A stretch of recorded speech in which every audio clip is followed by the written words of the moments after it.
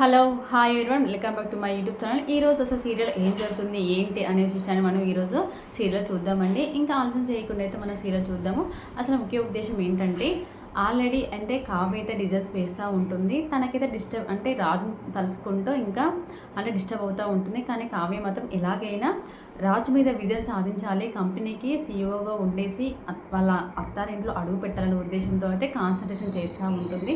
ఇంకా మరోవైపు చూసినట్లయితే ఇంకా రాజు కూడా తన డిజైన్స్ వేయాలనేసి అనుకుంటూ ఉంటాడు. ఇంక ఇటు చూసినట్లయితే దానలక్ష్మికి అయితే అపర్ణ అయితే ఇంకా మంచి మాట చెప్తూ ఉంటుంది. కానీ ఇది గమనించిన ఆ రుద్రాని అయితే ఏ విధంగా దానలక్ష్మి మనసు చెడగొట్టి ఇంట్లో అంటే ఆస్తి విషయంలో వివాదం జరిగేటట్టు చేయాలనేసి తనకి అయితే మాటలు చెప్తూ ఉంటుంది. ఇంకా ఇటువైపు చూసినట్లయితే రాజ్ అయితే ఇంకా ఎలాగైనా అంటే కావ్య వేసిన డిజైన్స్ చాలా బాగా ఉంటాయనే ఉద్దేశంతో కావ్య వేసే డిజైన్స్ని అయితే దొంగలించాలనేసి అనుకుంటూ ఉంటాడు. మరి ఒకవేళ రాజు వెళ్ళి కావ్య డిజైన్స్ దొంగలించినప్పుడు మరి కావ్యకు తెలిసిపోతుందా? కావ్య తెలిసిన తర్వాత మరి ఆ విషయం తెలుసుకున్న రాజు కానీ కావ్య కానీ ఏ విధంగా రియాక్ట్ అవుతుందనే విషయాన్ని మనం చూడాల్సి ఉందండి. మరి ఇంకా ఆలస్యం ఏంటంటే మన ఎపిసోడ్లోకి అయితే వెళ్ళిపోదాం. నేను సీరియల్ కనుషభంగా విన్నట్లయితే ఆల్రెడీ అయితే కావ్య అయితే తనకు అంటే డిజైన్స్ గీయాలనే ఏకాగ్రతతో డిజైన్స్ గీస్తూ ఉంటుంది. కానీ తన మనసులో ఆల్రెడీ ఆఫీస్లో జరిగిన విషయాన్ని గుర్తు తెచ్చుకొని చాలా అంటే సిగ్గుపడుతూ ఉంటుంది. అయ్యో నేనేంటి ఇలా మనసు డైవర్ట్ చేసుకుంటున్నాను, ఏంటి అసలైంది, నేను ఏకాగ్రతతోటి డిజైన్స్ గీయాల్సిందే, కంపల్సరీ రేపు సబ్మిట్ చేయాలి కదా, అయినా అలా ఎలా అనుకుంటానే, అస్సలకే మనసు డైవర్ట్ చేసుకోవద్దు అనేసి గీస్తూ ఉంటుంది.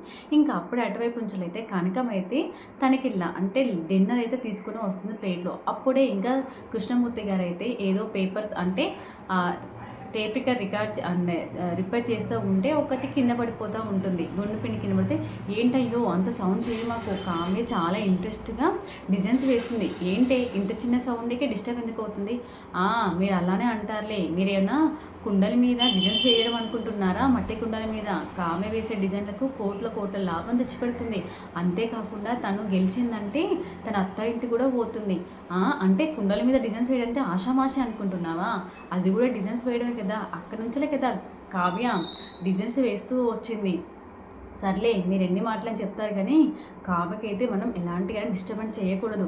కావ్య ఆ దాంట్లో విన్నర్ అయ్యేదాకా మనం అస్సలే తనని ఎగరత వెళ్ళకుండా చూడాలి అనేసి కనకమైతే ఇంకా కావ్యకైతే డిన్నర్ పట్టుకొని వస్తూ ఉంటుంది. చాలా నిశ్శబ్దంగా వచ్చి ప్లేట్ అంతా అక్కడ పెట్టేస్తూ ఉంటుంది. ఏంటమ్మా, నేనే వచ్చి తినేదాన్ని కదా, ఎందుకు ఇక్కడ తీసుకొచ్చావు? నిజో కావ్య, నువ్వు వస్తే అక్కడ అక్కడ ముచ్చట్లు పెట్టి ఇంకా టైం ఎక్కువ వేస్ట్ అయిపోద్ది, అందుకనే నేనే తీసుకొచ్చాను.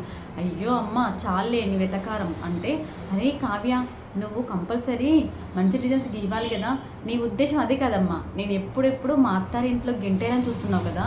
అయ్యో కావ్య, నన్ను ఈ మాత్రమే అర్థం చేసుకుంది, చాలమ్మా నీ సెంటిమెంట్, ఇంకా చాలు, బాగానే నన్ను నటిస్తావు అనేసి కావ్యత ఉంటుంది. మరి లేకపోతే ఏంటి అనేసి కావ్య అనుకుంటూ ఉంటే, నీకోసమే కదా కావ్య చెప్పేది, సరే నువ్వు డిస్టర్బ్ కావద్దనేసి నువ్వు టైం దొరికినప్పుడు తినేసేయి, నేను ఇంకా వెళ్తున్నాలే అనేసి ఇంకా కావ్య అయితే నేను ఎప్పుడు చేసిన తొందర కనిపెట్టేస్తుంది దొంగ ముఖంది అనుకుంటా కావ్యతో అనుకుంటా ఇంకా కనక మీద బయటకు వెళ్ళిపోతూ ఉంటుంది. ఇక్కడ చూసినట్టయితే రాజు కూడా తన డిజైన్స్ అంటే ఎంప్లాయీస్ ఎలా వేశారనేసి తన సిస్టంలో చూస్తూ ఉంటాడు. కానీ ఒక్క డిజైన్ కూడా రాజుకైతే నచ్చదు.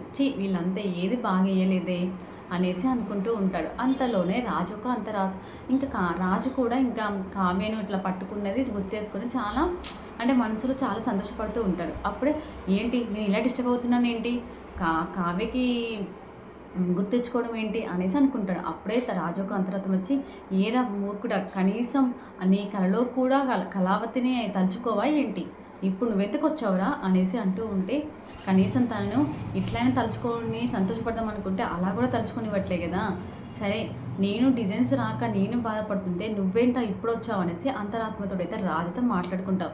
అయినా నువ్వు ఓడిపోవాలిరా, నేను ఓడిపోవాలనే కోరుకుంటా అనేసి అంతరాత్మ అంటుంటే, ఏరా నేను ఓడిపోతే ఆ కంపెనీకి సీఈఓగా కావ్య వస్తుందిరా, కావ్య గెలుస్తుంది, అంతే కదా, నువ్వు ఓడిపోతే కావ్యనే మంచిగా ఇంటికి వస్తుంది, అంతేకాకుండా కంపెనీ సీఈఓ అవుతుంది, అప్పుడు నేనైతే ఇంటి మేనేజర్ లాగా అక్కడ నన్ను ఆడుకుంటారా అందరూ అంటే, అంతే నువ్వు ఓడిపోవడమే కావాల్సింది నాకు అనేసి ఆ రాజు ఒక అంతరాత్మ అంటే, ఎవరే నువ్వు ఇప్పుడు ఇక్కడి నుంచి వెళ్ళిపో అనేసి రాజుతో అనుకుంటూ ఉంటాడు. సరే అనేసి రాజు ఒక అంతరాత్మ వెళ్ళిపోవడంతో ఇంకా రాజు అయితే ఇంక ఎలాగైనా మంచి డిజైన్స్ గీయాలనే ఉద్దేశంతో ఇంకా ట్రై చేస్తూ ఉంటాడు.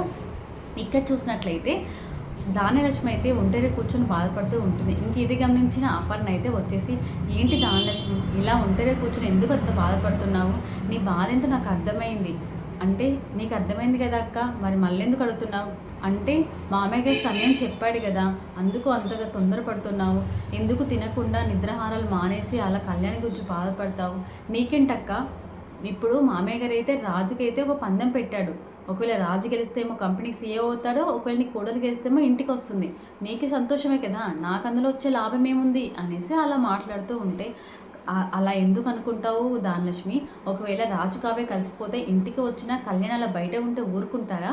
కళ్యాణ్ అయితే తీసుకుని వస్తారు కదా, అది ఎందుకు నువ్వు గ్రహించలేకపోతున్నావు? అప్పుడు అందరం కలిసే ఉండవచ్చు కదా అనేసి అప్పనైతే చెప్తా ఉంటుంది. వీళ్ళ మాటలు అయితే అటువైపు ఉంచలైతే అంటే ఇంకా రుద్రాని అయితే ఇంటుంటుంది. ఏంటి మా వదిన ఏంటి దానలక్ష్మికి ఏదో మంచి మాట చెప్తూ ఉంటుంది, ఈ దానలక్ష్మి మారిపోతుందా ఏంటి అనేసి అనుకుంటూ ఉంటుంది రుద్రాని.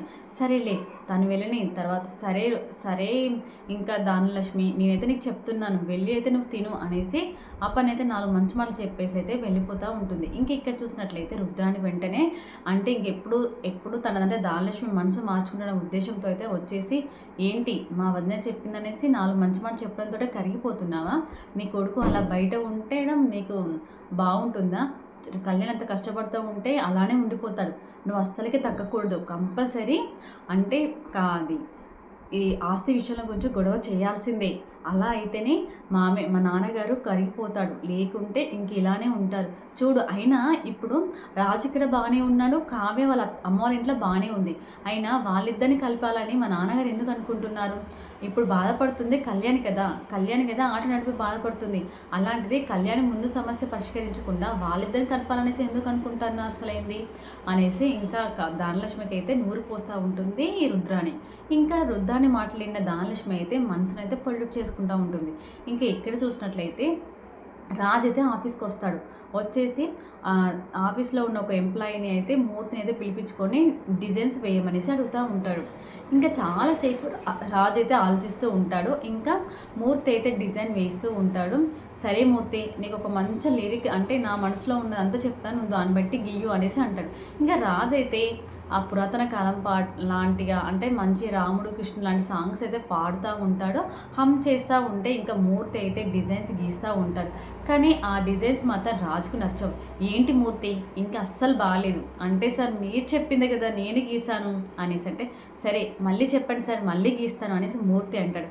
మళ్ళీ రెండోసారి కూడా రాజు చెప్తూ ఉంటాడు, మూర్తి గీస్తూనే ఉంటాడు. కానీ రాజు అనుకున్న డిజైన్ మాత్రం రాదు. అప్పుడే మూర్తి ఇలా అంటాడు, ఎంతైనా సార్ కావ్య మేడం గీసిన డిజైన్స్ మీద మన రావు, ఎందుకంటే మేడం గీసే డిజైన్స్ కానీ కాంబినేషన్ కలర్ కానీ చాలా బాగుంటుంది మ్యామ్.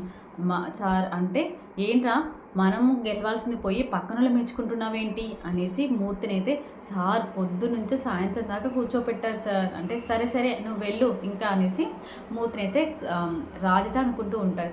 ఇంకా ఇక్కడ చూసినట్లయితే ఇంకా రాజు అయితే అనుకుంటూ, అయినా వాడు చెప్పింది కూడా నిజమే, ఎందుకంటే ఇన్నోవేటివ్గా క్రియేటివిటీగా కావ్య మాత్రమే గీయగలుగుతుంది. అరే నేనేంటి కావ్యని మెచ్చుకుంటున్నాను అనేసి రాజు మళ్ళోసారి అనుకుంటూ ఉంటాడు.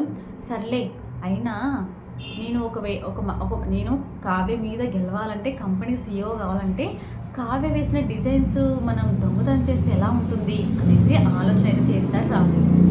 ఇంకా చేసినట్లయితే సరే అందరు ఆఫీస్ నుంచి వెళ్ళిపోయి అప్పుడు చూస్తాను, అందరూ చేయాల్సి తప్పేముంది, తన డిజైన్స్ దొంగతనం చేసి తనకు ఇంకా కొంచెం యాడ్ చేసి నేను కలరింగ్ చేస్తాను అనేసి రాజైతే అనుకుంటాడు. ఇంకా ఇక్కడ చూసినట్లయితే దానలక్ష్మి అయితే తన ఒక్కదానికే వంట చేసుకుంటూ ఉంటుంది. అప్పుడే ఇంకా ఇంద్రవేణి వచ్చేసి పనమ్మాయి వచ్చేసి అయితే ఇలా అంటుంది, ఏంటి అమ్మగారు నేను చేస్తాను కదా మీరు ఎందుకు ఒక్కరే చేసుకుంటానంటే, నేను చేసుకుంటానులే నీకు అవసరం లేదు అనేసి అంటూ ఉంటుంది దానలక్ష్మి. అప్పుడే ఇంద్రుడు వచ్చి, ఏంటి దానలక్ష్మి ఏం చేస్తున్నావు, ఒక్కదానివే వంట చేసుకున్నావు ఏంటంటే, అంటే అత్తయ్య ఇంట్లో ఇంతమంది ఉన్నా అందరి అభిప్రాయాలు ఒక్కలాగా లేవు కదా, నా మాట ఎవరు వినట్టినప్పుడు నేనెందుకు మీ అందరి మాట వినాలి, అందుకే నాకు వచ్చిన వంట నేను వండుకొని తింటున్నాను అనేసి అంటే, అప్పుడే అప్పన్న వచ్చేసి, ఏంటి దానలక్ష్మి అంటే వేరేటి కుంపడి పెడుతున్నావు అంటే, అదేం లేదు అక్క ఇంకా వేరే కాపురం పెట్టట్లే కదా సంతోషించండి అనేసి అంటూ ఉంటుంది. అయితే ఇప్పుడు ఏం చేద్దాం అనుకుంటున్నావు, నా కొడుకు అలా బయట ఉండి అలా ఆట నడుపుతుంటే మీరందరికీ సంతోషంగా ఉంటున్నారు అనేసి అంటూ ఉంటుంది దానలక్ష్మి. అయినా నా కొడుకు ఒక మార్గం చెప్పేదాకా నేను మాత్రం ఇలానే ఉంటాను, వాడే ఒకవేళ ఇంటికి వచ్చినప్పుడైతే అప్పుడు నేను నా మనసు చేంజ్ చేసుకొని అందరితో కలిసి ఉంటాను, అప్పటిదాకా లేకుండా నేను ఇంటి నుంచి బయటికి వెళ్ళిపోతా అనేసి ధనలక్ష్మి అయితే అనేసి వెళ్ళిపోతూ ఉంటుంది. ఇక్కడ చూసినట్లయితే ఇంకా అపర్ణ దాంతో అంటూ ఉంటుంది, నేను చాలా నచ్చేప్పుడు ట్రై చేశాను అత్తయ్య గారు, కానీ తెల్లాలేసరికి మళ్ళీ ఇలా మనసు ఇలా చేంజ్ చేసుకుంది అంటే సరేలే ఇదంతా మనసు చేంజ్ చేసేది తిన్న పని కాదు రుద్రాని పని అనేసి బామ్మ అనుకుంటూ ఉంటుంది. ఇంకా ఇక్కడ చూసినట్లయితే రాజు అయితే ఏ విధంగా అయినా అంటే తను గీసిన డిజైన్స్ దొంగతనం చేయాలనేసి అందరూ పోయేదాకా చూస్తూ ఉంటారు. ఇంకా కావ్య కూడా డిజైన్స్ చాలా బాగా గీస్తూ ఉంటుంది. అప్పుడే శృతి అంటుంది, ఎందుకు మేడం టెన్షన్ పడుతున్నారు, 2 days నుంచి చాలా నీట్గా గీశారు కదా, మీకే వస్తుంది కాంట్రాక్ట్ కంపల్సరీ అనేసి సరే శృతి డిజైన్స్ అయితే ఇక్కడ పెట్టేసి వెళ్ళిపోదామని అంటే శృతి మాత్రం అంటూ ఉంటుంది, ఇక్కడ పెడితే ఎందుకు మనం తీసుకెళ్దాంలే ఇంటికి అంటే వద్దులే ఇక్కడైతే సేఫ్గా ఉంటాయి, ఒకవేళ మనం తీసుకెళ్ళి మర్చిపోతామేమో అంటే సరే ఇక్కడే పెట్టేద్దాంలే అనేసి ఇంక ఇదంతా రాజుతో చూస్తూ ఉంటారు, ఎప్పుడు వెళ్ళిపోతాడా అనేసి చూస్తూ ఉంటారు.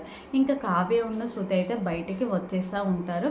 చూద్దామని మరి రేపటి ఎపిసోడ్లో రాజు వచ్చేసి డిజైన్స్ దొంగలిస్తాడా లేకుంటే మరి దొంగలించిన విషయం కావ్య తెలిస్తే ఏ విధంగా రేపు విషయం రేపటి ఎపిసోడ్ చూద్దామంటే. ఇదే రోజు వీడియో మీకు కనుక నచ్చితే ప్లీజ్ కామెంట్ చేయండి, subscribe to my channel. Thanks for watching.